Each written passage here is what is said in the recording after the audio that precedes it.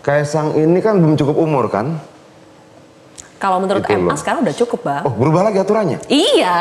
Masa Bang Adian baru tahu? Jadi tiap kali ada anak Pura-pura mau nggak maju, tahu. aturan berubah. Terus kita ngobrolin apa? Karena kan temanya ini kan Kaisang. Apa karpet merah untuk Kaisang. Merah ini artinya apa ini? Jadi kita bicarakan Kaisangnya, jangan bicarakan PDI Perjuangannya. Jadi nggak mau ngomong PDI Perjuangan, Bang Adian? Bukan, kan kita konsisten dengan tema ya. Oke, temanya Kaisang. Kaisang ini kan belum cukup umur kan? Kalau menurut Itu MA loh. sekarang udah cukup, Bang. Oh, berubah lagi aturannya? Iya. Masa Bang Adian baru tahu? Jadi tiap kali ada anak Pura-pura mau nggak maju, tahu. aturan berubah? Waduh, baru tahu saya. Oke. Apa? Boleh lah, bridgingnya boleh lah. Bridgingnya boleh. Enggak, kenapa? Ini juga problemnya. Kenapa? Kita tuh cinta banget Indonesia ini dan kita mencintai betul undang-undangnya, konstitusinya. Jadi sudahlah, aduh, anak maju berubah, anak maju berubah. Tapi ya sudahlah. Ya mungkin ini apa ya? Nasib yang harus dilewati bangsa kita ya untuk menjadi lebih dewasa.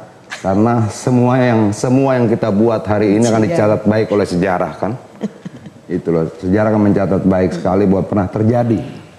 Ada satu anak maju, undang-undang berubah, anak Tapi kan berikutnya kata maju, Mbak Ceril undang-undang belum tentu berubah. Kaisang maju, Bukan, Bang Adian. saya baru Belum tahu memutuskan untuk maju tadi kan pilkada. katanya sekarang sudah bisa maju, kenapa? Aturannya berubah. Saya kaget gitu loh.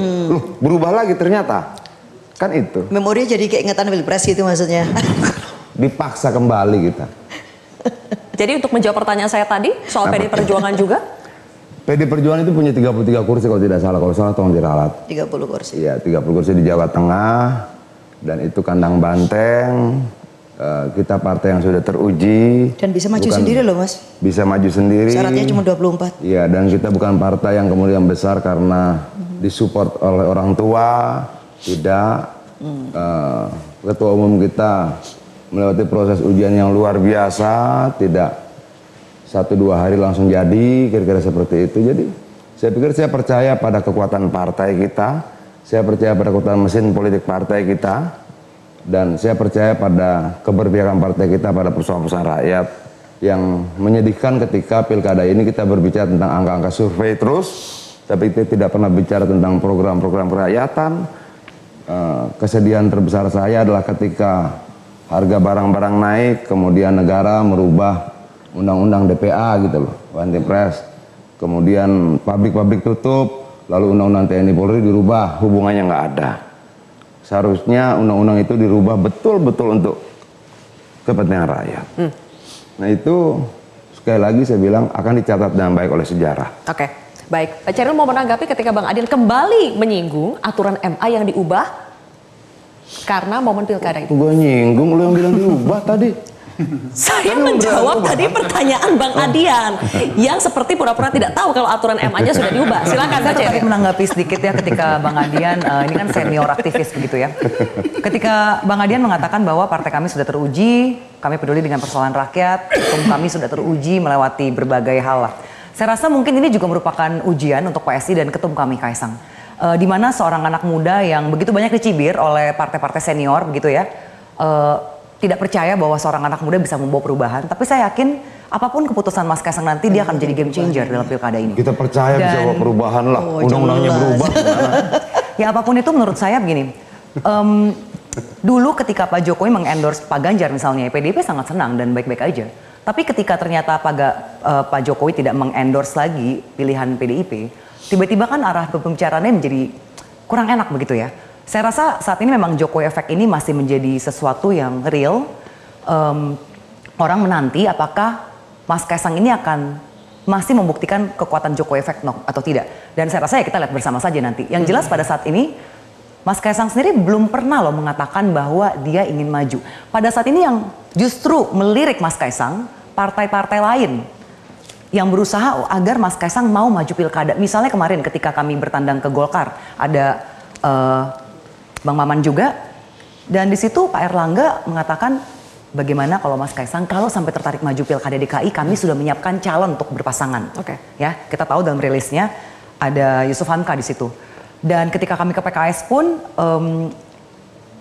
Presiden PKS menyatakan kalau Mas Kaisang mau maju di Jateng, PKS siap mendukung. Oke. Jadi pada saat ini bukan PSI yang mendorong atau ya katanya Pak Jokowi cawe-cawe begitu ya.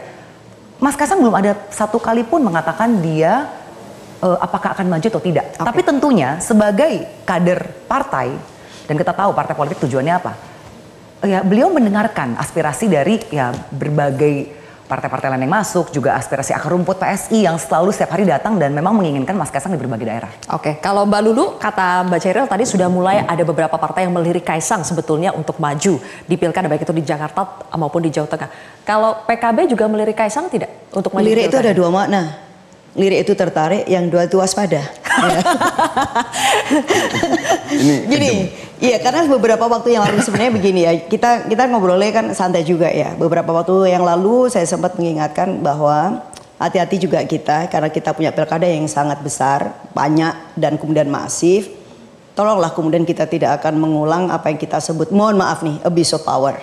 Yang itu kemudian kemungkinan akan dipraktekkan di dalam pilkada atau bahkan penggunaan segala sumber daya negara, baik itu nanti itu pakai APBN, APBD, sumber-sumber ya alat keamanan negara yang kemudian itu bisa dimobilisasi. Karena apa ya? Karena di situ ada anak presiden. Apalagi kalau kemudian di sini ada dua presiden yang berjalan beriringan dan begitu punya kedekatan.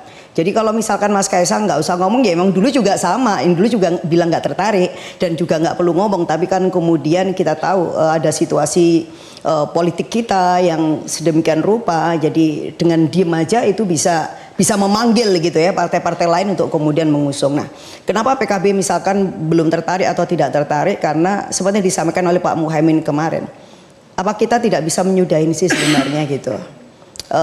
Memberi kesempatan yang pertama, tetapi kan tidak berarti kemudian harus dilanjutkan lagi untuk yang anak yang berikutnya. Ya mohon maaf seperti itu. Dulu disampaikan misalkan oleh Pak Ketum ini walaupun dengan canda ya, ketika Pak Harto itu kan mengalami titik-titik kejatuhan itu kan hanya karena nepotisme yang kecil.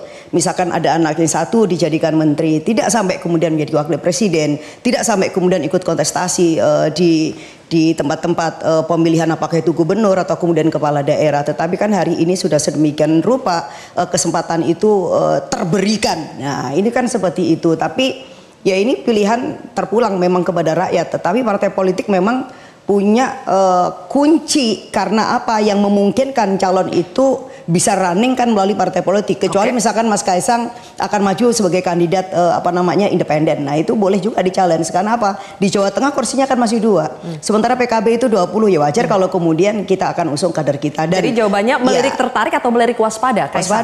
Waspada. Waspada. Saya boleh menambahkan, saya rasa tidak apple to apple ya jika membandingkan Pak Harto mengangkat putrinya menjadi menteri, karena itu adalah hak prerogatif presiden, ditunjuk langsung dan diangkat. Kalau kita bicara pilkada, ini kan pemilu langsung, one man one vote. Jadi pada akhirnya rakyatlah yang akan menentukan. Pada akhirnya rakyat yang akan menentukan kok Bang Adi ya? Iya. Rakyat sudah tentukan gini. Rakyat melalui Dewan Perwakilan Rakyat sudah menentukan batas usia, lalu digugat. Oke. Iya kan? Lalu kedua, rakyat juga sudah menentukan melalui DPR untuk membuat undang-undang, membuat batas usia calon kepala daerah, dirubah lagi. Oke. Apa yang dia katakan mungkin bisa dia benarkan, tapi faktanya tidak seperti itu.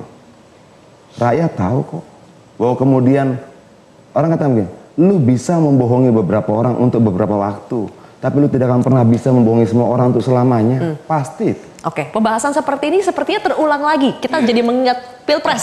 Flashback nih, Mas Kodari. Dejavu aja. Saya juga dejavu loh. Dejavu, karena kan? situasinya itu kan mirip-mirip nih. Satu ada satu kakak. Jadi, Mas Kodari, Karena apakah perubahan peraturannya berulang. apakah ini masih akan ngefek ke masyarakat, masih akan peduli dengan pembahasan kita bahwa ini mengubah aturan bla bla, atau masyarakat sudah ya udahlah yang penting ada Memanggil memori Kaisang efektif. sebagai perwakilan Jokowi dan masih disukai di Jawa Tengah. Iya. Pertama saya kira memang situasinya yang diberikan ilustrasi oleh Bang Adian tadi tentang Pak Harto itu kan berbeda dengan Pak Jokowi ya. Adian, itu. Enggak apa-apa kan saya menyatakan kalimat saya belum selesai Bang Adian. Tapi itu manipulatif. Yang ngomong Soeharto dia kenapa Soal Soeharto. Soal Soeharto dia siapa? Dia. Oke, mohon maaf. Oke. Maaf diterima. Jadi saya ingatnya Bang Adian. Saya nggak ingat Bang Lulu.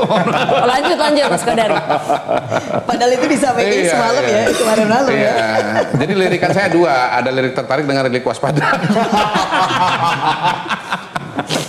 Jadi gini, kalau kita lihat ke posisi Pak Jokowi pada hari ini, apapun yang disampaikan oleh Bang Adian, pendapat Mbak Lulu misalnya, dan nanti barangkali Bang Hensait, faktanya adalah tingkat kepuasan ya, dukungan masyarakat kepada Pak Jokowi itu tinggi gitu, itu satu.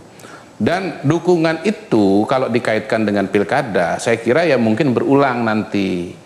Seperti misalnya yang terjadi pada saat Pilpres, bahwa daerah di mana Pak Jokowi sangat populer seperti Jawa Tengah, kan surveinya dari Lembaga Survei Indonesia kalau nggak salah, Mas Jayadi Hanan, itu kan tingkat kepuasannya 85%. Jadi pandangan masyarakat Jawa Tengah, Mbak Lulu KTP-nya Jawa Tengah bukan? Jawa Tengah Nah, sekarang. Jawa Tengah. Mungkin Mbak Lulu adalah bagian dari yang 5% atau 10% gitu. Sementara yang 85 itu happy dengan Pak Jokowi. Kalaupun ada kata dejavu dari saya tadi adalah dejavunya itu, kalau Bang Adian itu kan dejavunya ini perubahan undang-undang. Kalau saya enggak, dejavunya ini adalah ini badai dalam secangkir kopi gitu loh. Maksudnya? Bahwa yang elit yang ribut ini itu cuman beredar dalam gelas aja, sementara semestanya yang lain itu pikirannya berbeda gitu. Kita nggak usah jauh-jauh lah, misalnya lihat di Jawa Tengah. Di sana yang menang siapa? Prabowo Gibran. Angkanya berapa? 53. Ganjar berapa? 35 gitu loh. Jadi menurut saya hal semacam itu bisa terjadi di masa yang akan datang. Yang kedua mengenai soal gugatan. Memang konstitusi kita, aturan main kita kan memang membuka ruang kalau ada pasal-pasal yang dianggap merugikan bisa diajukan gitu. Nah, soal undang-undang DPR kemudian udah dibuat lalu nggak bisa digugat. Ya mungkin zaman dulu ketika tidak ada mekanisme judicial review, tapi sekarang memang ada mekanismenya. Dan Bu Mega kan selalu dengan, kalau nggak salah, dengan bangga itu yang mencari lokasi Mahkamah Konstitusi itu kan saya gitu loh. Loh sekarang kalau Mahkamah Konstitusi menjalankan perannya untuk mengambil keputusan misalnya begitu ya, atau kemudian ada rakyat yang datang untuk mengajukan gugatan menggunakan hak pilihnya karena itu dianggap melanggar konstitusinya misalnya, ya jangan dimarahin Bang, ini kan proses demokrasi dan ini proses hukum ya. Jadi ini cara melihat yang menurut saya harus disampaikan kepada publik juga gitu loh, bahwa ya kalau sekarang ada pola-pola pertarungan mengingatkan pada Pilpres, ya karena ini pilkada ya sama gitu loh, pertarungan gitu, kompetisi. Jadi nanti kita akan lihat akan ada perbedaan pemikiran, tetapi ya prediksi saya sih ya ini akan terulang kembali dejavunya itu, badai dalam secangkir kopi.